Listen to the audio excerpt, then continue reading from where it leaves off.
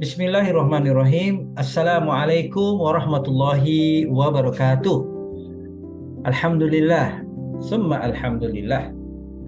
Puji syukur kehadirat Allah Subhanahu wa taala atas nikmat yang diberikan kepada kita. Salawat yang terbaik bagi baginda Rasulullah sallallahu alaihi wasallam. Allahumma sholli alaihi. Pada kesempatan yang berbahagia ini, kami akan berbagi kepada kita semua terkait dengan asesmen diagnostik. Tentunya sebagai sebuah penilaian awal pembelajaran, asesmen diagnostik untuk awal pembelajaran, kita sangat memerlukan informasi dari hasil asesmen ini.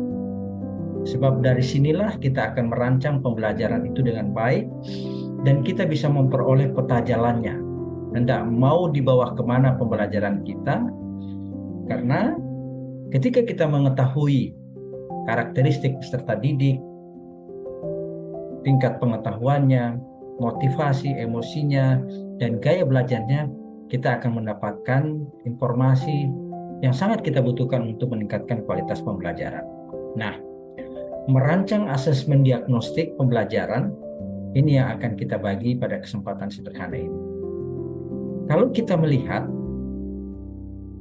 3 jenis asesmen dalam kurikulum Merdeka itu adalah ada yang disebut dengan asesmen diagnostik, kemudian asesmen formatif, dan asesmen dalam bentuk sumatif. Nah, untuk jenis asesmen diagnostik sebelum pembelajaran yang dilakukan oleh guru, dan idealnya dilakukan sebelum proses pembelajaran dalam 1 semester itu dilakukan, maka bentuknya itu banyak. Di antara yang umumnya dipakai adalah dengan menggunakan kuesioner, kemudian ada observasi, lalu ada sebuah catatan refleksi. Kuesioner ini dilakukan untuk melihat bagaimana tingkat kemampuan kognitif dan non-kognitif dari peserta didik kita. Nah, jenis asesmen formatif yang dilakukan pada saat pembelajaran, variannya itu dapat berupa pertanyaan review pada saat pembelajaran, mungkin menuliskan 3 hal yang dipelajari pada saat itu, kemudian ada penilaian diskusi, penilaian diri, lalu ada penilaian teman sejawat. Biasanya di pendidikan anak usia dini kita mengenalnya ada observer bermain sambil belajar, ya, bermain dengan belajar, ya. Ini untuk asesmen formatif. Nah, untuk asesmen sumatif yang biasanya dilakukan sesudah pembelajaran, tetapi ini merupakan bagian penilaian yang otentik dilakukan, biasanya menggunakan beberapa pendekatan teknik berupa observasi, activity, kemudian ada di sana ada penilaian praktek, produk, project, ya. Kemudian ada portofolio, lalu ada tes tertulis, tes lisan, dan penugasan. Guru bisa memilih beberapa pendekatan penilaian ini untuk menilai sumatif sesudah pembelajaran. Namun ketiganya bisa dilakukan secara variatif dan saling menguat dan saling menunjang keduanya. Nah, untuk pembelajaran ini kita bisa melihat bahwa asesmen diagnostik yang dilakukan itu dalam rangka untuk melakukan pemetaan kita terhadap bagaimana kemampuan kognitif peserta didik kita dan bagaimana sebenarnya kesiapan psikologi peserta didik kita, baik dari sisi minatnya, gaya belajarnya, kemudian kondisi status orang tua. Perlu ada informasi awal itu kepada guru, pada dunia pendidikan apalagi sekolah. Sebab apa? Kita akan memberikan informasi yang penting untuk memberikan pemberian perlakuan pembelajaran yang adil dan sesuai dengan kebutuhan peserta didik kita. Kita sadar bahwa kebutuhan dan kemampuan peserta didik kita berbeda. Kita tentunya akan melakukan pembelajaran berdiferensiasi. Ini salah satu manfaat dari mengapa kita melakukan asesmen diagnostik pada awal pembelajaran. Nah, biasanya untuk aspek non-kognitif, kita melakukan penelusuran terhadap aspek psikologi, kejiwaan peserta didik kita, lalu kondisi emosional mereka, dan faktor sosial ekonomi juga menjadi penting untuk kita dapatkan informasinya dari peserta didik.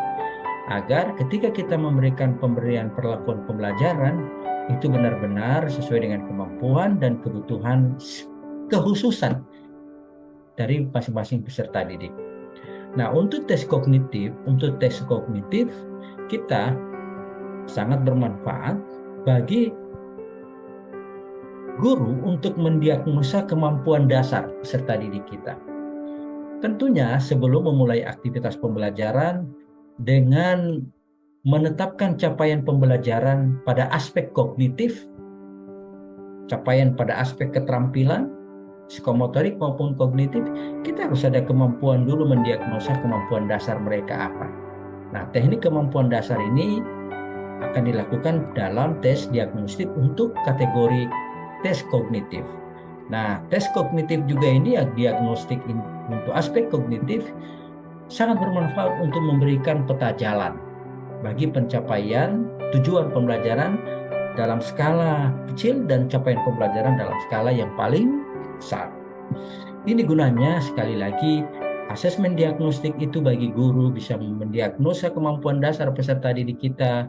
Bagi guru juga bisa mengklasifikasi dan mengkategorisasi jenis kebutuhan apa yang disiapkan dalam proses pembelajaran nanti.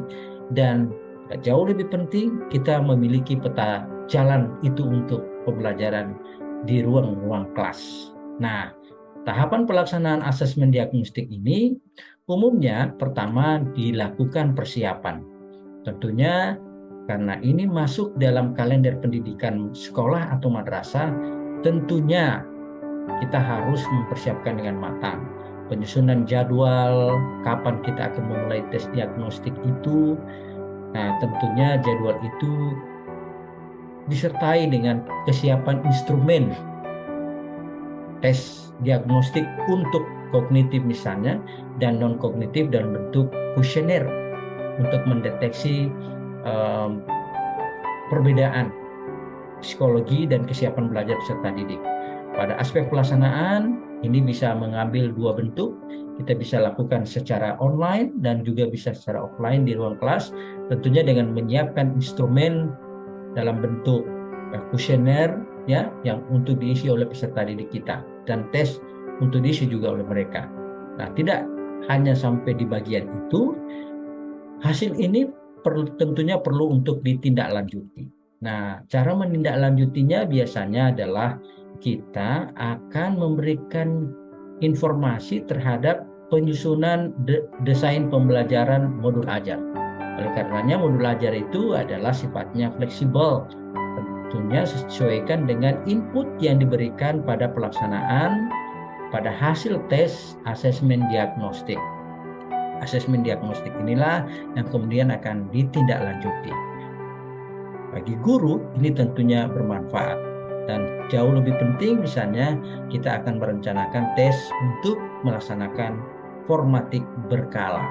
Nah, tes asesmen diagnostik bisa dilakukan dalam 1 semester persiapan awal pembelajaran atau tes diagnostik sifatnya berkala untuk melihat pencapaian setiap tahapan atau setiap topik capaian pembelajaran. Nah, tentunya tahapan ini adalah tahapan yang bersifat integratif dan berkesinambungan. Sekali lagi, bersifat integratif dan berkesinambungan. Inilah yang menjadi informasi awal kemampuan awal peserta didik kita dari sisi pengetahuan maupun dari sisi psikologi ilmu jiwa peserta didik kita. Hasilnya akan jauh lebih besar kita dapat manfaatnya. Kita akan mengenali potensi peserta didik kita secara khusus, apalagi ada informasi tentang hasil tes psikologi mereka, tes minat belajar mereka, gaya belajar mereka, kemampuan ekonomi. Kita tentunya akan lebih tertarik dan lebih memberikan informasi pembelajaran sesuai dengan kebutuhan dan potensi mereka. Kemudian kita juga akan memahami dan memaknai setiap tahap perkembangan mereka. Dengan tes asesmen diagnostik, kita bisa memberikan makna terhadap perkembangan jiwa mereka maupun pengetahuan mereka. Kemudian juga kita akan secara berkala akan mengatasi kesulitan belajar mereka. Kesulitan belajar itu tidak bertumpuk di akhir, tetapi di setiap asesmen kita menemukan lalu kita atasi itu secara tahap, secara berkesinambungan. Dan yang lebih penting misalnya kita akan memahami gaya belajar mereka. Dan juga asesmen diagnostik ini tentunya persiapan penting bagi kita adalah, ya benar, memfasilitasi pembelajaran yang berdiferensiasi. Pembelajaran yang memahami perbedaan kebutuhan peserta didik kita di ruang kelas. Oleh karenanya, butuh sosok guru yang benar-benar kreatif, yang benar-benar inovatif dalam memberikan pelayanan yang terbaik dengan peserta didik dengan keragaman yang sangat unik dan menarik itu. Ini bagian pertama dari informasi tentang asesmen diagnostik. Kita akan melihat dan merancang lebih jauh bagaimana sebenarnya menyusun asesmen diagnostik itu secara lebih teknis. Kita akan ketemu di bagian yang lain. Demikian, terima kasih. Saran, kritik, dan tanggapannya akan kami sangat harapkan untuk kita semua. Mohon maaf. Wabillahi taufiq wal hidayah. Wassalamualaikum warahmatullahi wabarakatuh.